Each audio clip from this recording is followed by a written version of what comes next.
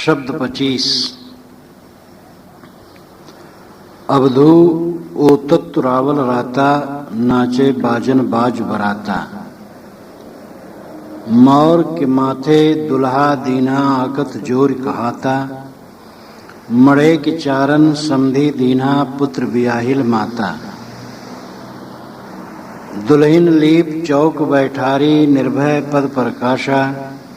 भाते उलट बराते खायो, भली बनी कुशलाता। पाणिग्रहण भयो भवमंडन, सुषमन सुरत समानी। कहीं कबीर सुनो हो संतो, बूझो पंडित ज्ञानी। सदगुरु कबीर ने इस शब्द में हठ योगियों का वर्णन किया है। कबीर साहब उल्टवासी कहने में अधिक रुचि लेते हैं।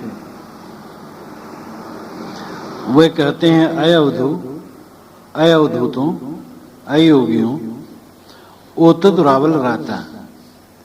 उस तत्व में रावल राता।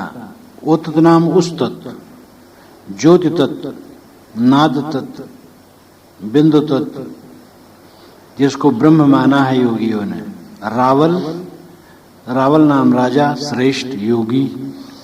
राता यानी लीन हुआ। योगी लोग नाद, बिंद, ज्योति इत्यादि में लीन होते हैं। जब वो दशा आती है तो क्या होता है? नाचे बाजन बाज बराता। इस पूरे शब्द में सदगुरु ने विवाह का रूपक दिया है। नाचे बाजन बाज बराता। बारात जब जाती है तो बाजे बजते हैं और बाराती नाचते हैं। लेकिन इस हठ योग के विवाह में क्या हुआ? बाजा नाचने लगे और बाराती बजने लगे। बाजा है इंद्रियां। जब योगी ज्योतिलीन हुआ तो इंद्रियां कंपायमान हो गई, नाच उठी। और बाज बराता, बाराती बजने लगी। बाराती ने तत्व प्रकृति, ये सब ब्रह्मरंध्र में इकट्ठे होकर के आवाज होने लगी, अनाहत नाद उठने लगा। यही बारात का बजना है। मौर के माथे दुल्हा दीना, आकत जोर कहा था। साधारण विवाह होता है तो दुल्हा के माथे पर मौर दिया जाता है, लेकिन यहां मौर के माथे पर दुल्हा दिया गया। मौर ज्योति और दुल्हा जीव है। यही ज्ञान विज्ञान का दुल्हा है, श्रेष्ठ है। और योगियों ने मौर के माथे दुल्हा दे दिया, यानी मौर में ही जीव को समर्पित कर दिया, ज्योति में ही समर्पित कर दिया। अपने आप को, जीव को ज्योति में समर्पित कर दिया। ये भान न रहा कि ज्योति का दृष्टा कौन है। मैं ज्योति का दृष्टा हूं, ज्योति ही में भूल गए। अकथ जोर कहा था। विवाह में स्त्रियां न कहने योग बातें जोड़ जोड़ करके गाती हैं, अश्लील।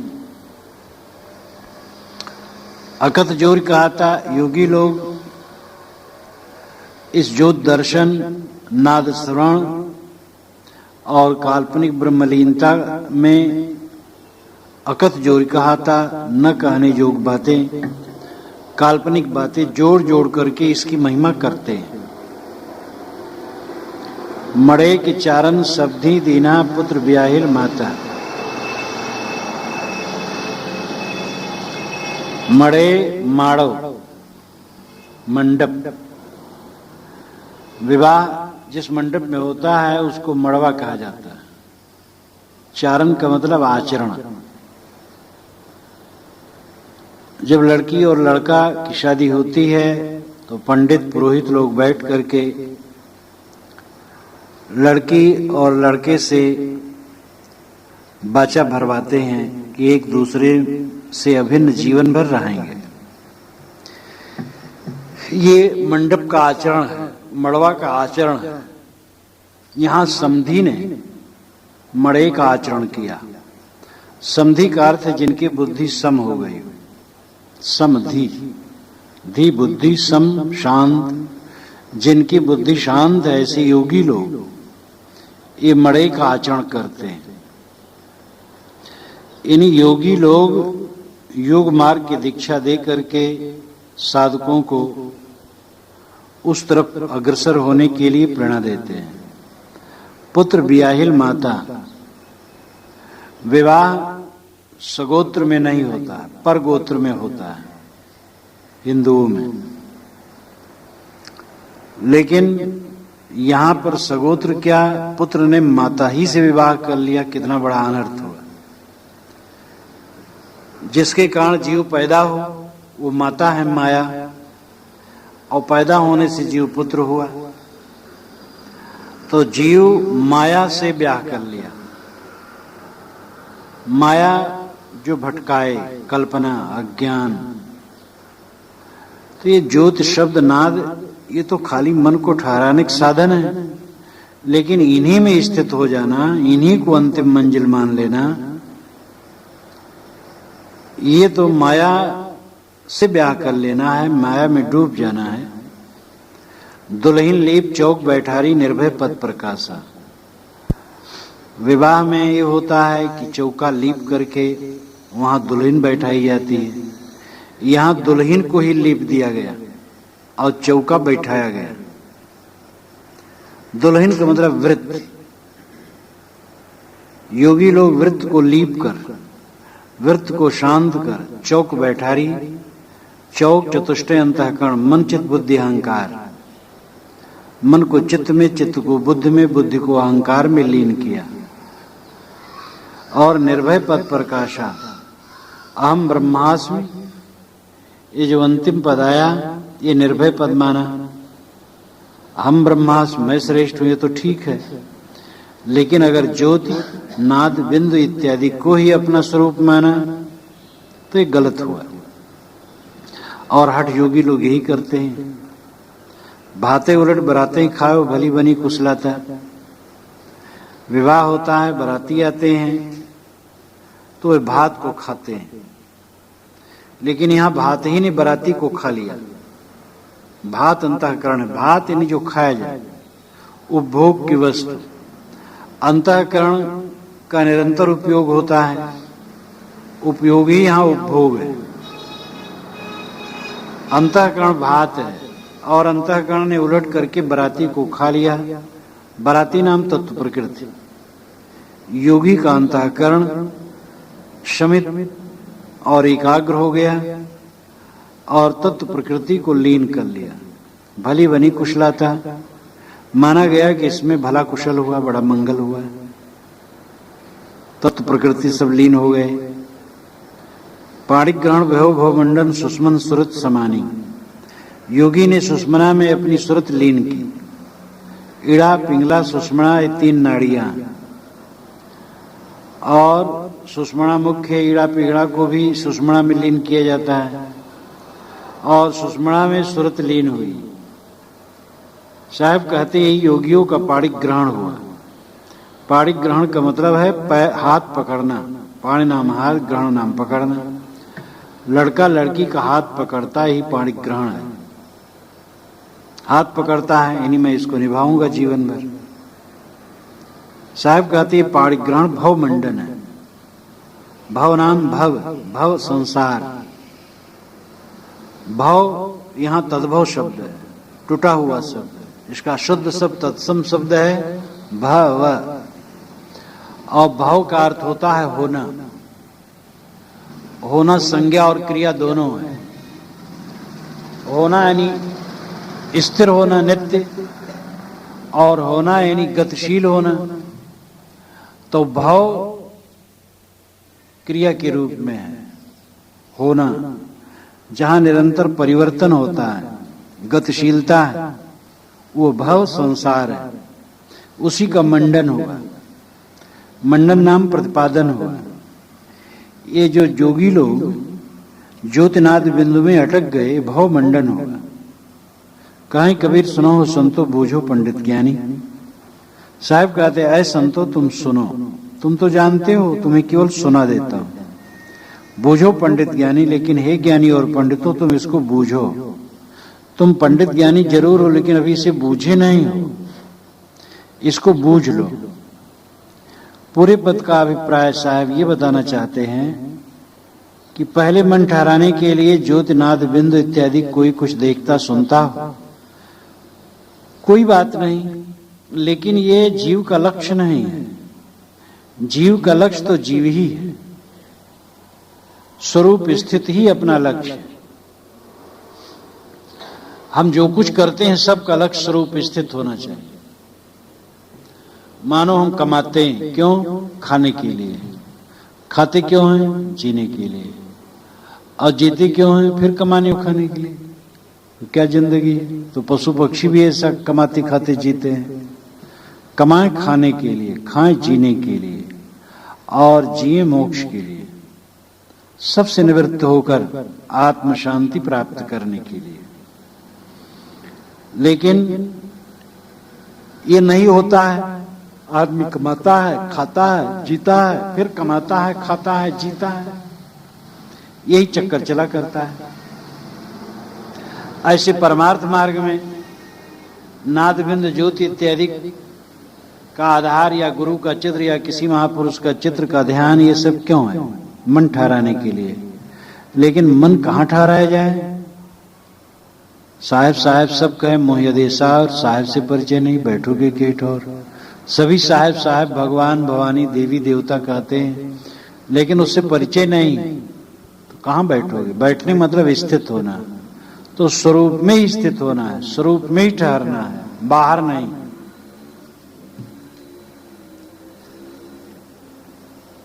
शब्द 26। भाई रे बहुत बहुत क्या कहिए, कोई बिरले दोस्त हमारे। गढ़न भंजन सवारन आपे, जो राम रखे त्यों रहिए। आसन पवन योग श्रुत सुमृत, ज्योतिष पढ़ बैलाना। 6 दर्शन पाखंड 96, एकल काउन जाना। आलम दुनिया सकल फिर आए, एकल वह न आना। तज करिगा जगत रूपाए, मनमो मन न समाना। काई कबीर योगी और जंगम फीकी उनकी आशा। राम ही नाम रटे जो चातक निश्चय भक्त निवासा। भाई रे बहुत बहुत क्या कहिए। साहब कहते हैं कि बहुत बहुत क्या कहा जाए। कोई बिरले दोस्त हमारे, मेरा मित्र कोई बिरला है। कबीर का मित्र होना मामूली नहीं है। जिन्होंने अपना घर जला दिया था और कहा था कि अपना घर जला के तब मेरे पास आए, तो उसके पास कौन जाए?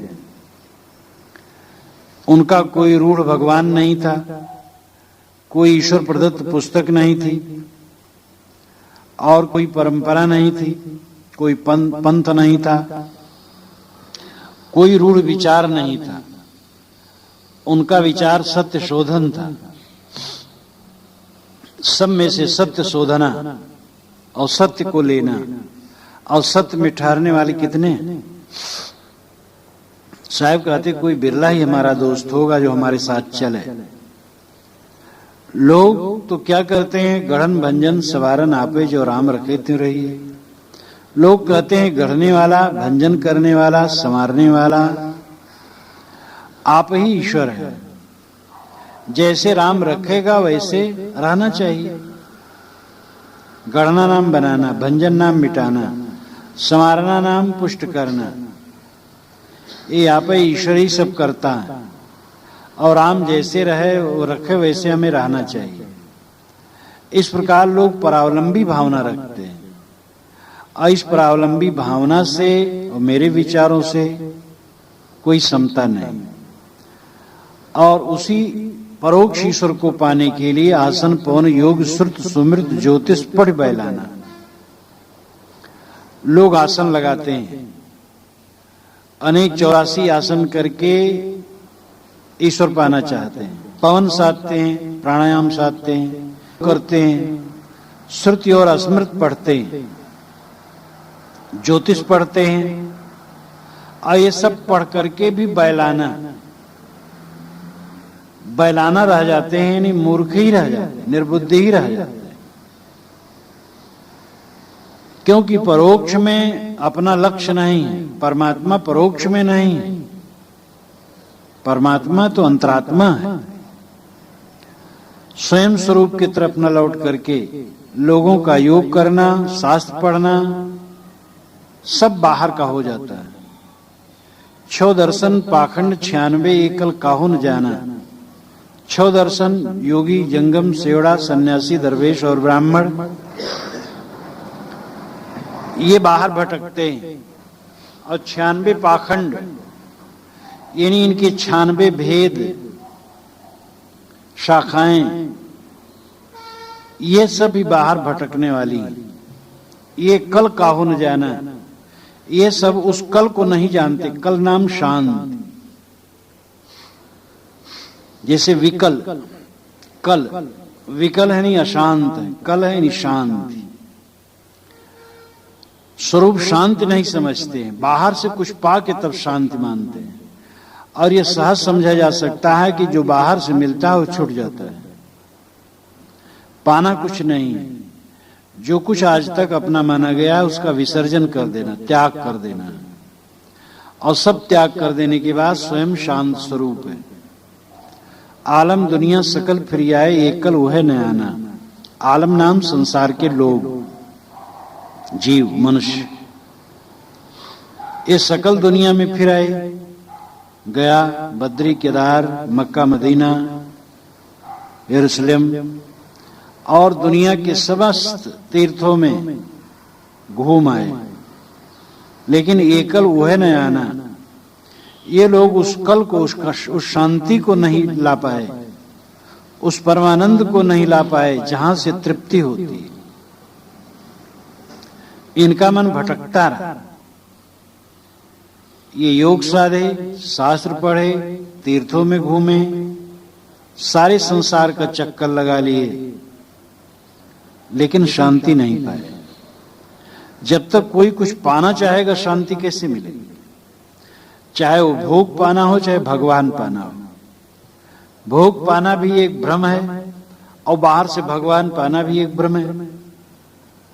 पाने मात्र की इच्छा मिट जाने पर तब स्वयं शांति हो जाती है।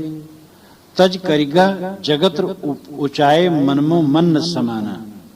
यहां जगत्र जगत है, और कहीं लिखावट में जगत्र हो गया है तो ऐसे लिखा जा रहा है। ये बातें, ये त्रुटियां और जगह भी है। उपनिषदों में, तैतरीय उपनिषद में आया है, शिक्षाध्याय होना चाहिए। शिक्षाध्याय, शिक्षा नहीं, शिक्षा होना चाहिए। और इसी प्रकार त्यत है, त्यत न होना चाहिए, तत् होना चाहिए।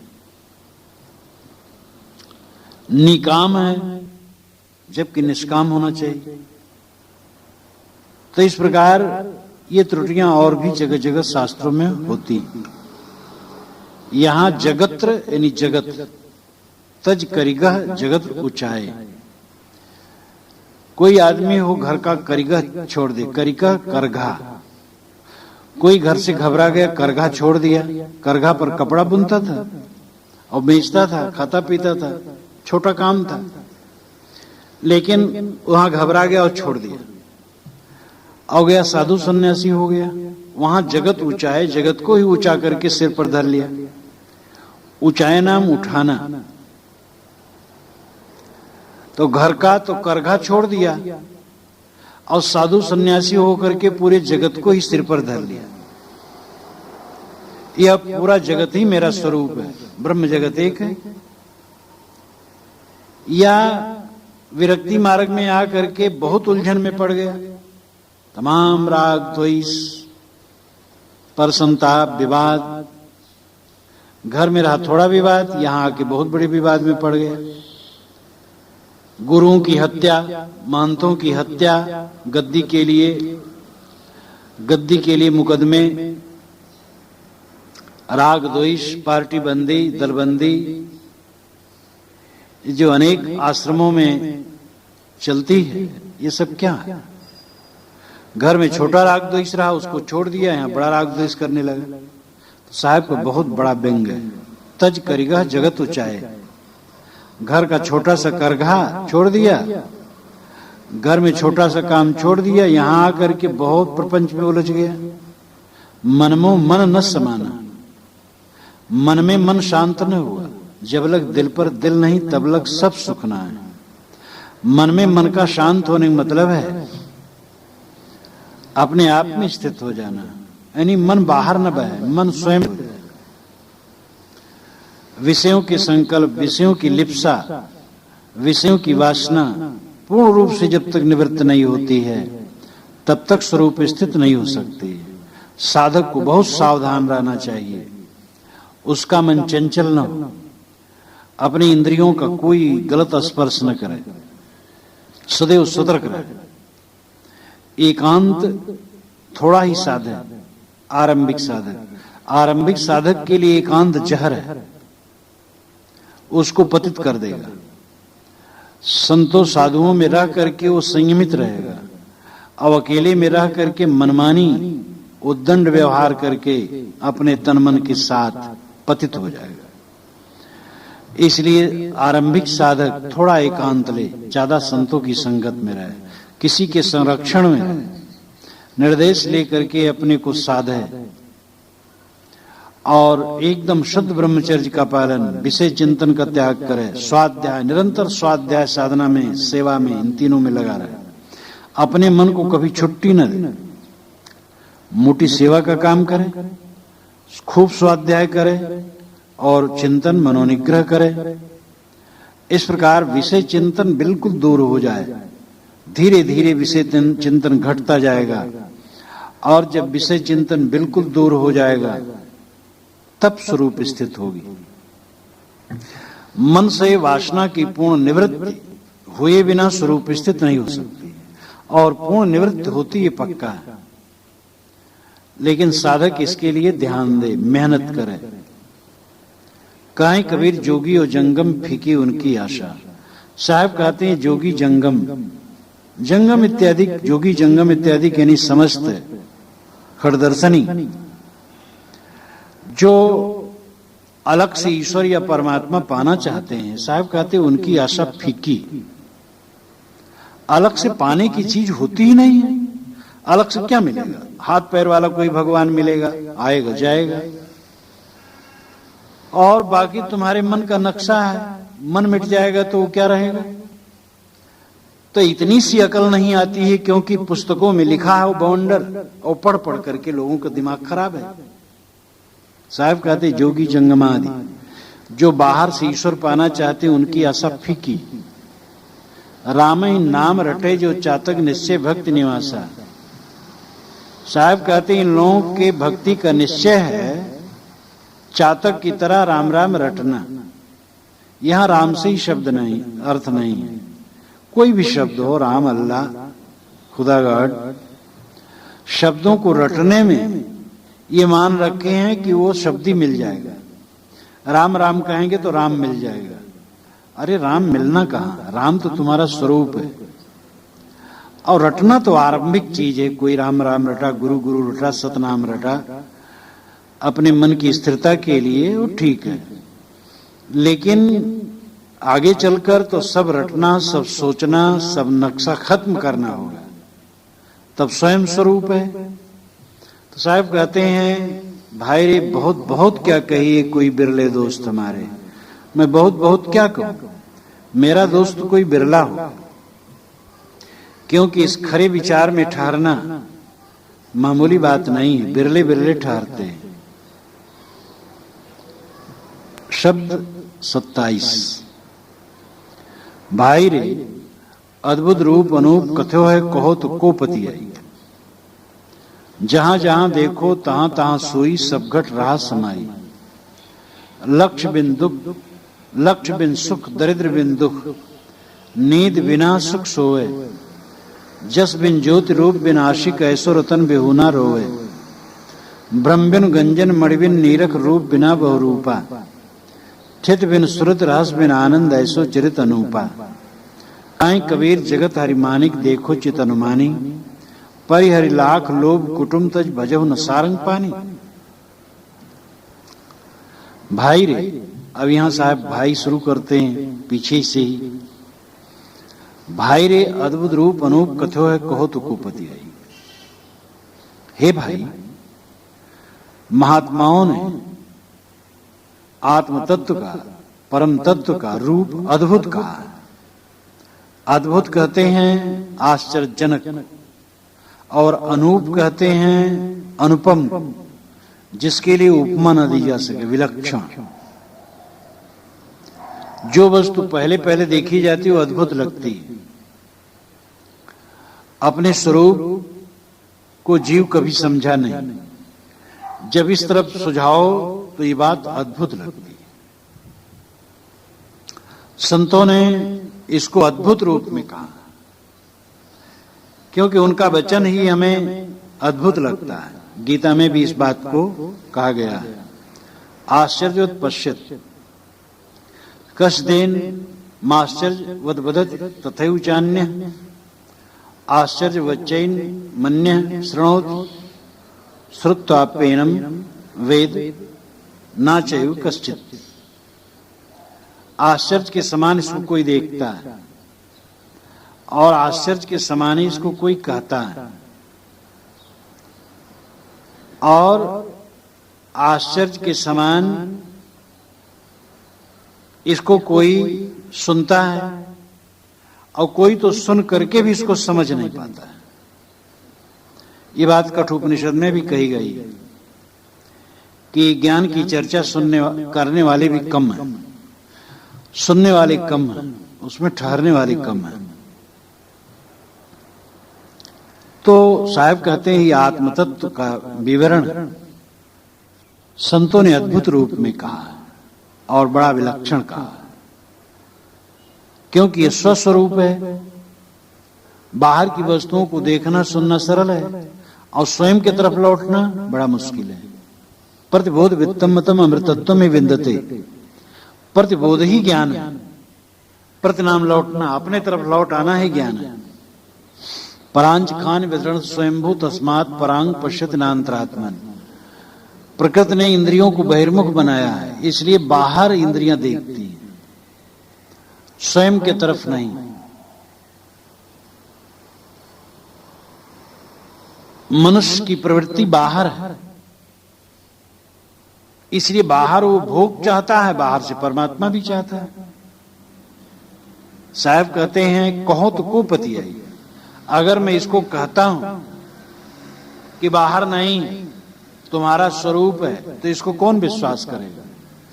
दूर का ढोल सुहावन, दूर से ढोल अच्छी लगती है, नजदीक कर्कश लगती है। दूर का परमात्मा अच्छा लगता है, अंदर का परमात्मा अच्छा नहीं लगता है। कहो तो कुपति आई। जहां जहां देखो तहां तहां सोई सब घट रहा समाई। साहब कहते हो इतना साफ है, इतना उज्जवल है कि मैं जहां जहां देखता हूं तहां तहां वही है। तो किसी ने प्रश्न किया महाराज कहां कहां? तो उन्होंने कहा सब घट रहा समाई, सब घटों में समा रहा। साहब घट घट में मानते हैं। एक पंडित, बहुत बड़े पंडित ने, अवध क्षेत्र के एक पंडित ने जब मुझसे सत्संग किया था, उसके पश्चात अपने सहायक पंडित से कहा था कि हाँ उनकी बात ठीक तो है। अब कबीर घट घट में मानते हैं, हम लोग कण कण में मानते हैं। तो कण कण में मानना तो व्यवहारिक है, और घट घट में मानना व्यवहारिक नहीं। तो उनके पंडित मुझसे मिलने आए, यानी बड़े पंडित के पंडित छोटे पंडित मिलने आए। तो कहे महाराज हमारे पंडित जी कहते थे कि कबीर घट घट में कहते हैं, हम लोग कण कण में कहते हैं। कबीर की बात व्यवहारिक नहीं, हम लोगों की बात व्यवहारिक है। हम के पंडित जी सोचिए, आप पेशाब करेंगे कहां करेंगे? किसी के घट पर नहीं करेंगे, किसी व्यक्ति के शरीर पर नहीं करेंगे, उसको बचा देंगे, लेकिन कण पर तो करेंगे। टट्टी करेंगे कहां करेंगे? कण पर तो करना पड़ेगा, घट पर नहीं करेंगे। किसी प्राणधारी पर नहीं करेंगे टट्टी, लेकिन कण पर तो करेंगे। तो घट घट में मानना व्यवहारिक है, कण कण में मानना तो व्यवहार चल ही नहीं सकता। कण कण में कोई मानेगा कहां टट्टी पेशाब करेगा? उन्होंने कहा ये तो मैं तो ध्यान ही नहीं दिया, नहीं तो उनसे कहता। अब जाऊंगा तो उनसे कहूंगा कि महाराज कबीर का जो विचार है वही व्यवहारिक, हम लोगों को व्यवहारिक नहीं है। मैंने कहा कण कण कल्पना है और घट घट अनुभव है। घट घट में है ये अनुभव है, सबका अपना अनुभव है। कण कण में है एक खाली कल्पना है। कण में जो गति होती है, प्रकृति तत्वों में जो गति होती है, वो गति कोई ईश्वर देता है। ये भ्रांति, तत्वों में स्वाभाविक गति है, इस चीज को लोग समझना नहीं चाहते हैं। साहब कहते सब घट रहा समाई, सभी घटों में वो परम तत्व समा रहा है। तुम्हारा स्वरूप ही परम तत्व है, तुम ही परम तत्व हो। परम तत्व पाना नहीं, नित्य प्राप्त है। लक्ष्य बिन सुख, दरिद्र बिन दुख, नींद बिना सुख सोए। साहब कहते हैं जो इस आत्म स्थित को पा लेता है, लक्ष्य बिन सुख, उसको लक्ष्य के बिना सुख रहता है। लक्ष्य यहां लाख की संख्या है। लाख की संख्या का लाक्षणिक अर्थ है धन। जैसे कहते लखपति,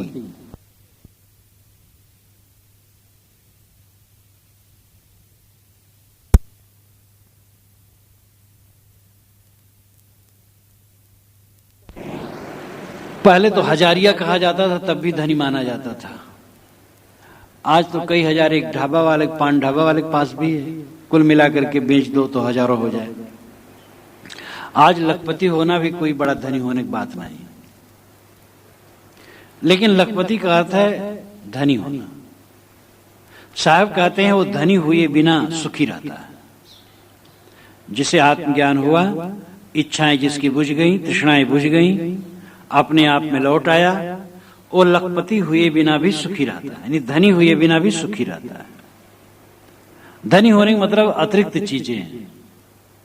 ये धनी है मतलब उनके पास ज्यादा चीजें हैं। जो धनी नहीं, इसका मतलब नहीं कि वो भूखों मरते हैं, वही भी कमाते खाते। धनी होने का मतलब ही है ज्यादा कूड़ा कबाड़ अपने पास होना। तो लक्ष्य बिन सुख, आत्मज्ञानी को धनी हुए बिना भी अनंत सुख होता है। दरिद्र बिन दुख, लेकिन ये आत्मज्ञान जिसके पास नहीं है, वो दरिद्र हुए बिना भी दुखी रहता है। दरिद्र कहते हैं जो दिन भर मेहनत करे और शाम को भी पेट भर सूखी रोटी न मिले, वो दरिद्र है। कोई कहे हमारे पास कार नहीं, हम दरिद्र हैं। क्या कहे रंगीन टीवी नहीं, इसलिए दरिद्र हैं। तो ये कोई बात नहीं हुई।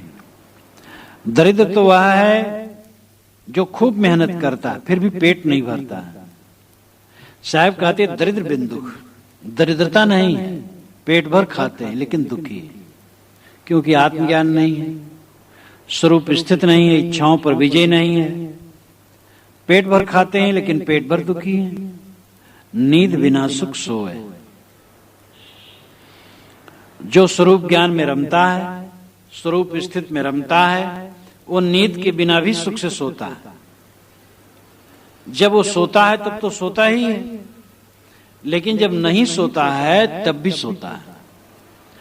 सुसुप्ति का अर्थ ही है अपने आप को पाना। स्व अपीत सुसुप्ति उपनिषद में बारंबार कहा गया है।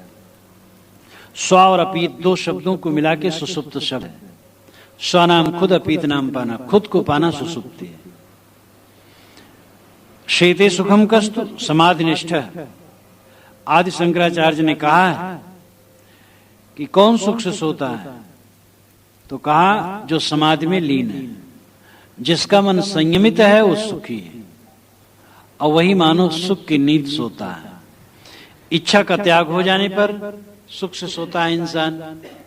इच्छा वाला सुखी नहीं होता है। बिस्तर पर जब जाओ मन समेट लो, सो जाओ। जिसके लिए तुम मन ले जाते हो वो सब झूठ है, छूट जाने वाला है, क्षणिक है। किसको लेकर के तुम्हारा मन उद्वेगित होता है, जिसको लेके उद्वेगित होता है वो सब झूठा है, सब क्षणिक है, सब बह जाने वाला है। जो निश्चिंत हो जाता है वही मानव सुख से सोता है।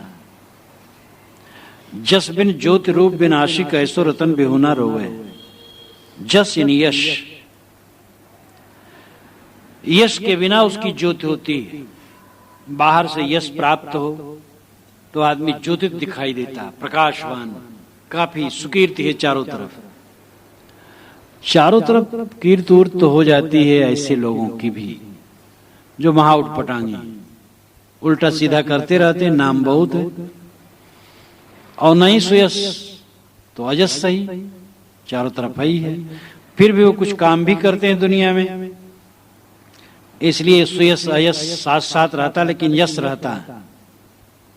साहब कहते हैं आत्मज्ञानी का यश, आत्मज्ञानी की ज्योति यश के बिना, यश कीर्त बाहर कुछ न हो, वो अपने आप में ज्योतित रहता है। उसे कोई जाने या न जाने, वो अपने आप को जानता है। हमें कोई जाने चाहे न जाने, अगर हम अपने आप को जानते हैं तो बस बहुत है। और अपने आप को हमने जान लिया तो और कुछ जाने चाहे न जाने, और जान करके क्या होगा। संत ईसा ने कहा है कि जो सबको पाया लेकिन अपने को खो दिया वो क्या पाया। जो अपने को पाया वही धन्य है। जस बिन ज्योत, उसकी ज्योत यश के बिना, यश कीर्ति प्रसिद्धि प्रतिष्ठा के बिना अपने आप में आत्म ज्योतित है। रूप बिना आशिक, वह आशिक है लेकिन रूप के बिना। संसारी आदमी रूप में आशिक होते हैं,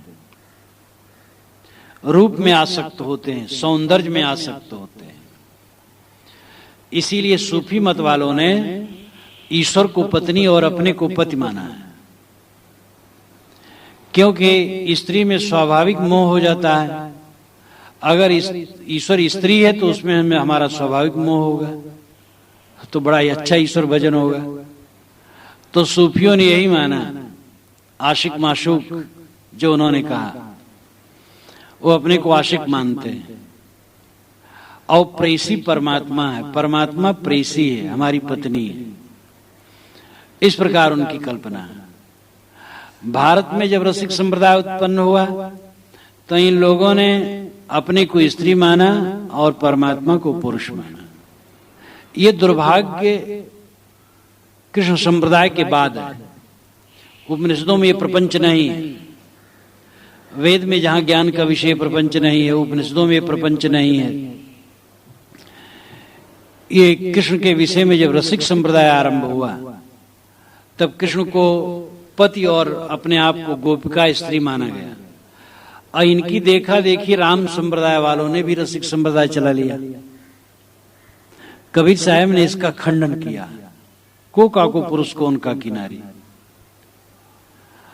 और हरि मोर पीऊ मैं राम की बहुरिया, पूरा खंडन है इसमें। लेकिन न समझने वाले उल्टा अर्थ लगाते हैं।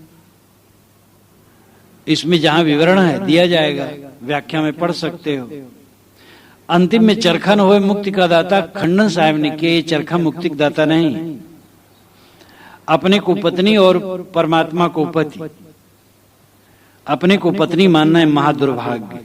पत्नी मानो, बच्चा पैदा करो, कुकर्म करो सब। कहा शुद्ध बुद्ध तुम्हारा स्वरूप चैतन्य ज्ञान मात्र, न वो पुरुष है न स्त्री, तो शुद्ध चैतन्य। लेकिन ये दुर्भाग्य रसिक संप्रदाय वालों ने चलाया और कबीर साहब ने इसका खंडन किया। लेकिन लोगों का दिमाग खराब कबीर साहब पर थोप दिया विद्वानों ने। और जब जब ये प्रसंग पढ़ता है तब विद्वान लोग बगली झांकते हैं। मैं कहता हूं कि इसका अर्थ करो पूरे पंक्तियों का। तो ये दुर्भाग्य रहा, सूफियों ने अपने को पुरुष और ईश्वर को स्त्री, और कृष्ण और राम संप्रदाय के रसिक भक्तों ने अपने को स्त्री और ईश्वर को पुरुष पति माना। ये दोनों ही दुर्भाग्य। तुम शुद्ध स्वरूप चैतन्य हो और तुम ही ब्रह्म हो, परमात्मा हो। तुम्हें कहीं परमात्मा नहीं पाना। परमात्मा न स्त्री है न पुरुष, वो शुद्ध ज्ञान मात्र है, तुम्हारा स्वरूप है। साहब कहते रूप बिनु आशिक, यहां कोई रूप नहीं, अरूप है, चैतन्य ज्ञान मात्र, उसी में आशिक होना है। आशिक होना प्रेम करना है, यानी स्वरूप रत होना है, निज स्वरूप में स्थित होना है। ऐसो रतन बिहुना रोए। सदगुरु कहते हैं ऐसो रतन बिहुना रोए। ऐसा आत्मा रूपी रतन न जानकर आदमी रोता है।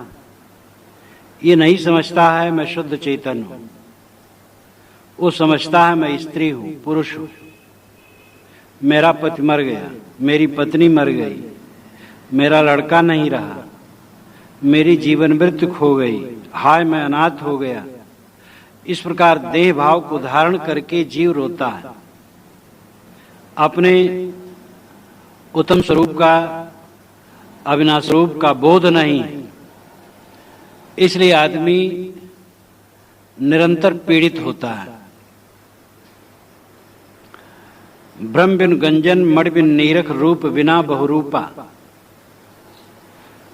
निस्वरूप के ज्ञान के संबंध में कोई भ्रम नहीं, मेरे अपने अस्तित्व के विषय में कोई संदेह नहीं। मैं हूं, इसमें क्या संदेह है? लेकिन कोई भ्रम न होकर के भी गंजन हो रहा। गंजन का मतलब तिरस्कार हो रहा। हम सर्वाधिक तिरस्कार अपना करते हैं। निरंतर हम अपने आप का तिरस्कार करते हैं। देह भाव ही को सच मानते हैं। जब हमारा देह भाव मिट जाता है और स्वरूप भाव ही निरंतर रहता है, तब हमारी दिव्य स्थिति होती है। यह शरीर एक भ्रम है, हड्डी का ढांचा है, टट्टी पेशाब भरी है, चाम लपेटा है। अंततः विचार करके देखा जाए तो मिट्टी का पिंड है, कणों का प्रवाह है, एक भ्रम है जो आज कल में खो जाना निश्चित है। लेकिन इस शरीर को हम सब कुछ मान बैठे हैं, और जो हमारा स्वरूप नित्य शुद्ध बुद्ध है, अजर अमर है, उसको हम भूले हैं। तो अपने स्वरूप के विषय में कोई भ्रम नहीं, मैं हूं, इसमें कोई संदेह नहीं। लेकिन संदेह न होने पर भी हम अपने आप का ही निरंतर तिरस्कार करते हैं, क्योंकि जो बोध की दशा है उसमें ठहरते नहीं। इसलिए भ्रम बिन गंजन, जिस स्वरूप के विषय में कोई भ्रम नहीं होना चाहिए, क्योंकि भ्रम करने वाला भी जीव ही है। जीव न होता तो भ्रम कौन करता? जीव भ्रम नहीं है, जीव को भ्रम होता है। अगर जीव न हो तो भ्रम किसको? निस्वरूप के विषय में कोई भ्रम नहीं, लेकिन हम उसी का गंजन करते हैं, तिरस्कार करते हैं, उसी का निरादर कर रहे हैं। मणि बिन नीरख, ये जीव, ये चेतन, ये आत्मा कोई बाहरी मणि नहीं है, लेकिन इसी की निरख परख करना है। शब्द शब्द सब कोई कहे, ओ तो शब्द विदे, जिह्वा पर आवे नहीं निरख परख कर ले। जितने लोग हैं सब शब्द शब्द कहते हैं, राम, रहीम, परमात्मा, ईश्वर, ब्रह्म, खुदा, गॉड, ये जितने हैं शब्द ही शब्द सब कहे जा रहे हैं। साहब कहते हैं जो परम तत्व है, जो निज तत्व है, वो शब्द विदे हैं, शब्द रूपी काया से अतीत है। वो जीभ पर नहीं आता, उसकी निरख परख करनी चाहिए। तो साहब कहते हैं मणि बिन नीरख, ये बाहरी मणि नहीं है, लेकिन इसी की निरख परख करनी है। निस्वरूप की परख करनी, निस्वरूप को समझना है। जो सबको जानता है उसमें लौटना है। रूप बिना बहुरूपा, जीव का कोई लाल, पीला, उजला, काला रूप नहीं, रंग नहीं, लेकिन ये बहुरूप वाला है। यही मनुष्य के रूप में, पशु के रूप में, हाथी के रूप में, चींटी के रूप में, काले और गोरे के रूप में, स्त्री और पुरुष के रूप में, बालक और वृद्ध के रूप में, सब समय परिलक्षित होता है। तो रूप के बिना ये बहुरूप वाला है, इसका कोई भौतिक रूप नहीं, लेकिन ये अनेक रूपों को ग्रहण करता रहता, बहुरूपिया बन गया है। अपने स्वरूप को न समझकर, देही को सत मानकर वही रूप अपना मानता है। तो रूप बिना बहुरूपा, स्थित बिन सुरत, रहस्य बिना आनंद, ऐसो चरित अनूपा। सद्गुरु कहते हैं कि बोधवान पुरुष जो परिपक्व स्थित को प्राप्त है, वह स्थित बिन सुरत, स्थित नाम आधार अवलंब, वह अवलंब के बिना अपनी सुरत को स्थिर कर देते हैं। साधक अपने मन को ठहराने के लिए कोई स्थित, कोई आलंबन, कोई आधार पकड़ता है, और पहले आधार पकड़ना गलत नहीं। गुरु का चित्र, संत का चित्र, किसी महापुरुष का चित्र, ज्योति, नाद, बिंदु, सांस, अनाहत नाद, ये कोई भी आधार मानकर अपने मन को ठहराया जाए तो गलत नहीं। लेकिन जब अभ्यास हो जाए और मन सूक्ष्म हो जाए, ठहरने की आदत हो जाए, तो ये सब छोड़ देना चाहिए, बल्कि सारे विचारों को छोड़कर निष्पन्द शांत होना चाहिए। जिनको बोध नहीं है, जीवन भर वे खिलौना ही खेलते रह जाते हैं, क्रिया योग में ही लगे रह जाते हैं। लेकिन जिनका परिपक्व विचार है, जिनको सच्चा बोध है, स्थित बिन सुरत, आलंबन के बिना उनकी सुरत स्थिर हो जाती है। विचार छोड़ देने पर मन शांत हो जाता है। विचार, संकल्प, स्मरण, यादगिरियां दृष्टा बन करके मन को देखने से चित्त स्थिर हो जाता है। रहस्य बिना आनंद, उनका आनंद रहस्य के बिना, रहस्य नाम आमोद प्रमोद, राग रंग। दुनियादारी लोग आनंद मानते हैं आमोद प्रमोद में, राग रंग में, बाहरी चहल पहल, खेल कूद, देखना सुनना भोगना, ये सब हो तो कहते आनंद आ गया। लेकिन विवेकवान का आनंद रहस्य के बिना है, आमोद प्रमोद के बिना है, राग रंग के बिना है। उनका आनंद स्थिर है। हमारा आनंद अगर भौतिक पदार्थों पर अवलंबित है तो क्षणिक है, और आत्मा पर ही अवलंबित है तो नित्य है। इसलिए रहस्य बिना आनंद, राग रंग के बिना, आमोद प्रमोद के बिना, बाहरी चोलबाजी के बिना, आत्मनिष्ठ उनका आनंद है। बसे आनंद अटारी, अब की पुरिया जो निर्वारे, सोजन सदा आनंदा। जिसने वासना का त्याग कर दिया उसका आनंद स्थिर है। ऐसो चरित अनूपा, ऐसा विलक्षण चरित है स्थितवान पुरुष का। उनका अनूपा नाम अनूप, उपमा रहित, विलक्षण। संसार की सारी चीजों के लिए उपमाएं हैं, लेकिन स्वरूप स्थित के लिए कोई उपमा नहीं। जहां मन ही अमन हो जाता है, जहां सारे विचारों को छोड़कर आत्मस्थ हो जाता है साधक, वहां और दूसरी उपमा क्या दी जा सकती है। इसलिए वो अनूप है, विलक्षण। कहें कबीर जगत हरिमानिक, देखो चित अनुमानी। सदगुरु कबीर कहते हैं जगत में हरि ही माणिक्य, माणिक्य, मणि, हर हीरा जंजौहरी, सबन पसारी हाट, जब आवे जंजौहरी तब हीरों की साठ। हर हीरा, संसार में हरि ही माणिक्य, हरि हीरा। देखो चित अनुमानी, चित्त में अनुमान करके, विचार करके देखो। अनुमान का अर्थ अंदाज होता है, और अनुमान का अर्थ सोच विचार होता है। यहां अर्थ सोच विचार है। सोचो और विचारो और देखो कि संसार में हरि ही माणिक्य, हरि ही हीरा, परिहरि लाख लोभ कुटुंब तज भजहुन सारंग पानी। इसलिए लाख का लोभ और कुटुंब का मोह तज करके सारंग पाणी का भजन करो।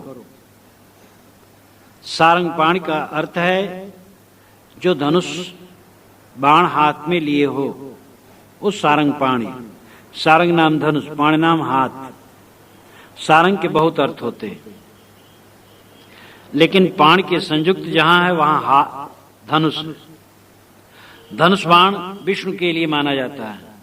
सारंग पाणी का अर्थ विष्णु होता है और राम में भी लगाया जा सकता है। सारंग पाणी का भजन करो। पूरे बीजक में साहेब ब्रह्मा विष्णु शंकर को माया लिप्त मानते हैं, जैसा कि पुराणों में चित्रित है। महाराज राम भी सांसारिकता युक्त हैं और साहेब इसको बारंबार बताते हैं। दशरथ सुत लोक ही जाना, राम नाम का मरम है आना। जो राम उपासनी है, जिसको कबीर साहब उपास्य मानते हैं, वह राम कोई व्यक्ति नहीं है। वह न विष्णु है न दशरथ पुत्र है, वह अंतरात्मा है। इसलिए सारंग पाणी, हरि, राम, इन सभी शब्दों का अभिप्राय अंतरात्मा है। सदगुरु कबीर जब अपनी वाणी बोल रहे थे, उसके 1000 वर्ष पूर्व से हरि शब्द प्रचलित था और परम तत्व के लिए, और 500 वर्ष के पूर्व राम शब्द प्रचलित था परम तत्व के लिए। सारंग पाणी भी प्रचलित था। तो जो शब्द प्रचलित थे उन सभी शब्दों को साहब ने लिया, लेकिन उन सब का अर्थ बताया अंतरात्मा। उनका राम, उनका ब्रह्म, उनका हरि, उनका सारंग पाणी, उनका रघुराई मनुष्य का अपना स्वरूप है, अंतरात्मा। ये बीजक को पढ़ने से अपने आप साफ हो जाता है। कुछ लोग मानते हैं कि कबीर एक तरफ सगुण का खंडन करते हैं और दूसरे तरफ सगुण मान लेते हैं। लेकिन ऐसे लोगों का खंडन डॉक्टर हजारी प्रसाद द्विवेदी ने भी अपने कबीर नाम के ग्रंथ में किया। और जो कबीर साहब की वाणी का रहस्य नहीं समझते हैं, वही कहेंगे कि कबीर साहब सगुण का खंडन करते हो, फिर मान लेते हैं। वो खंडन ही है। मानना जो उनका है वो शब्द समन्वय है। सारंग पाणी ठीक है, हरि ठीक है, राम ठीक है, लेकिन जो नित्य स्थायी सार्वभौमिक है, सार्वदेशिक और सार्वकालिक है, वो कोई व्यक्ति विशेष नहीं, वो सार तत्व। और मनुष्य का सार तत्व उसका चेतन स्वरूप है। इसलिए जो कभी मरता नहीं, जो अमर है, नित्य है, जो मनुष्य में नहीं पशु पक्षी में भी है, कीड़े मकोड़े में भी है। राम रमेति कुकुरी पूता, जो कुकुरी के पूत में भी रमा है, उस राम को कहते हैं साहब। सबके अंदर में जो रमने वाला है, उस राम पर वो प्रकाश डालते हैं। और वह राम सबकी अपनी अंतरात्मा है। इसलिए सदगुरु बीजक भर में राम, रघुराई, सारंग पाणी, हरि और भी शब्द लेते हैं, लेकिन इन सभी शब्दों का अर्थ मनुष्य का अपना स्वरूप है, अंतरात्मा है, चेतन है। साहब कहते लोभ छोड़ो और मोह छोड़ो और अंतरात्मा में अपने स्वरूप में स्थित हो, जिसको उन्होंने शुरू में कहा, भाई रे अद्भुत रूप अनूप कथो है, कहो तो को पतियाई, जहां जहां देखो ताता सोई सब घट रहा समाई। सब घट में जो समाया है वही वह तत्व है जो अनूप है, विलक्षण है, अद्भुत है, दिव्य है, और जिसके जान लेने से, समझ लेने से और उसमें स्थित हो जाने से धनी न होकर के भी आदमी सुखी रहता है, और उसमें उसको न जानकर, उसमें न स्थित होकर, दरिद्रता के बिना भी आदमी दुखी रहता है, और उसे समझकर आदमी बिना नींद के भी मानो सुख से सोता है, बिना यश के भी वो ज्योतित रहता है, बिना रूप के आशिक रहता है, निस्वरूप में विश्राम करता है, और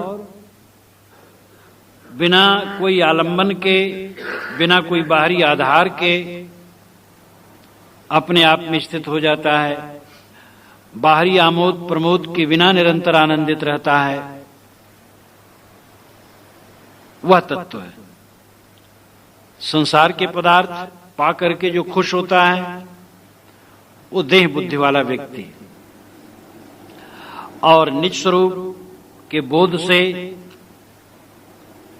निस्वरूप की स्थिति से, निस्वरूप में विश्राम से जो आनंदित रहता है, जो तृप्त रहता है, जो सब समय प्रसन्न रहता है, वही बोधवान है। इस पूरे शब्द में सद्गुरु ने स्वरूप ज्ञान पर प्रकाश डाला है। पंक्ति पंक्ति में ठोस विचार है। सद्गुरु के महत्व को जो समझता है उनकी शरण में जाता है, और शरण में जा करके तब उनसे बोध प्राप्त करता है अपने आप का। और अपने आप के बोध का मतलब ही है जो छोड़ने योग्य उसको छोड़ना, और जिसमें ठहरने योग्य उसमें ठहरना। देह और देह संबंधित समस्त प्राणी पदार्थ, इनका राग छोड़ने योग्य है और निस्वरूप ठहरने योग्य है।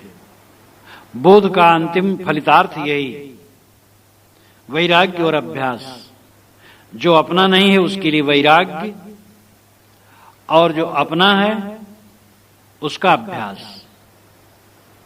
पांचों विषय अपना नहीं है, देह से लेकर संसार तक अपना नहीं है, इसके प्रति वैराग्य। अपना स्वरूप, अपनी चेतना, अपनी आत्मा ही अपना है, और उसी का बारंबार अभ्यास। उठते बैठते चलते फिरते जैसे अबोधी आदमी को देह का अभ्यास होता है, मैं देह हूं, इसी प्रकार बोधवान को निस्वरूप का अभ्यास होता है। और ऐसे अभ्यास में ही अंत बेला में स्वरूप का स्मरण होगा। घोरांगरस ने श्री कृष्ण को जो समझाया था, अंत बेलायाम एतत्त्रयम् प्रतिपद्येत अच्युतमस् अच्युतमस् प्राण संस्तमस्। अंतिम बेला के लिए यही उपदेश है कि हम अपने आप को अविनाशी समझें, एकरस समझें, प्राण से भी सूक्ष्म समझें। स्वरूपाकार वृत्ति ही उन्मूलन दशा, स्वरूपाकार वृत्ति ही सहज समाधि, स्वरूपाकार वृत्ति का परिपक्व हो जाना ही साधक के जीवन की सफलता है। तो पूरे पद में सद्गुरु ने स्वरूप ज्ञान और स्वरूप स्थिति का विषय बताया।